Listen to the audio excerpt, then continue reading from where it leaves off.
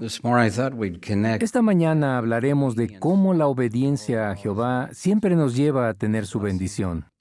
Pensemos en los apóstoles. Leamos del capítulo 6 de Hechos. Se habla de este pasaje en el comentario impreso para hoy. Y uno de los comentaristas mencionó que los apóstoles participaron en proveer alimento literal disponible gracias a un milagro de Jesús. Hubo algunas situaciones interesantes en el siglo I, las cuales relacionaremos con nuestros días. Hechos 6, 1-4 dice: Ahora bien, en estos días, cuando aumentaban los discípulos, se suscitó una murmuración de parte de los judíos de habla griega contra los judíos de habla hebrea, porque a sus viudas se las pasaba por alto en la distribución diaria.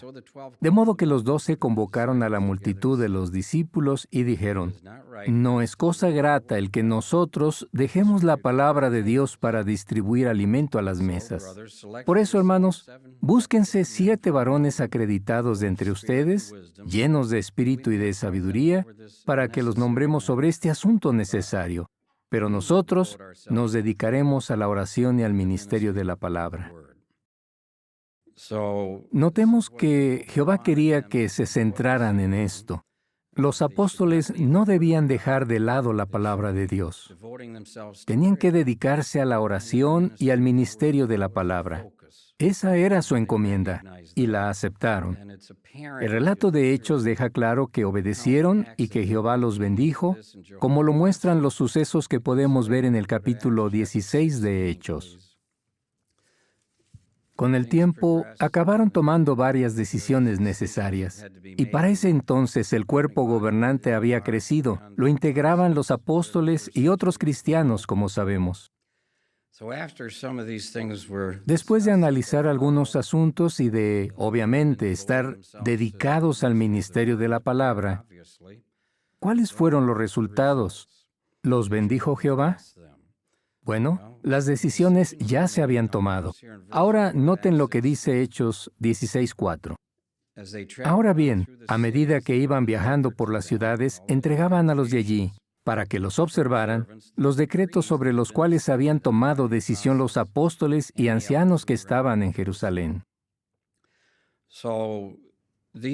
Los decretos se dieron a conocer, y puesto que ellos estaban dedicados al ministerio de la palabra y a la oración, ¿los bendijo Jehová? ¿Y bendijo además a quienes obedecieron los decretos? Tenían que obedecer para que Jehová los bendijera. Veamos qué pasó en el versículo 5. Por lo tanto, en realidad, las congregaciones continuaron haciéndose firmes en la fe y aumentando en número de día en día.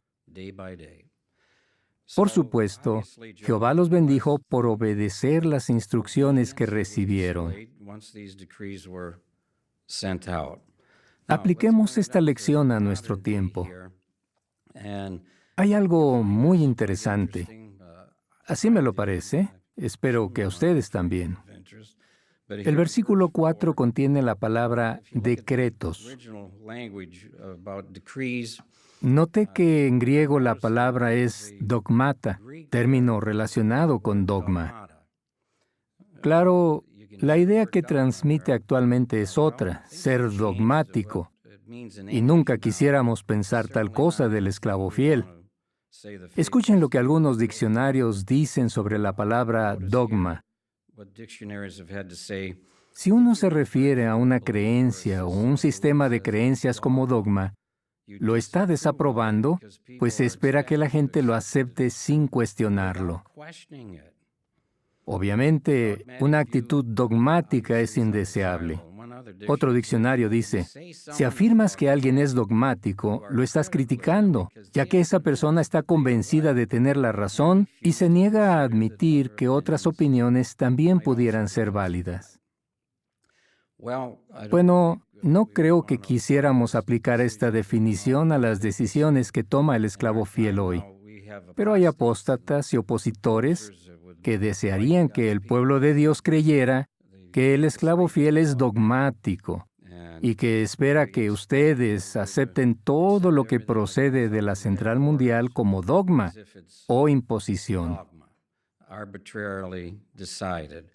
Ese no es el caso, y por eso la palabra decretos es una traducción acertada. A menudo los hermanos oran, como lo ha hecho hoy el hermano Commerce, por las decisiones que deben tomar el cuerpo gobernante y los comités de sucursal como parte del orden teocrático.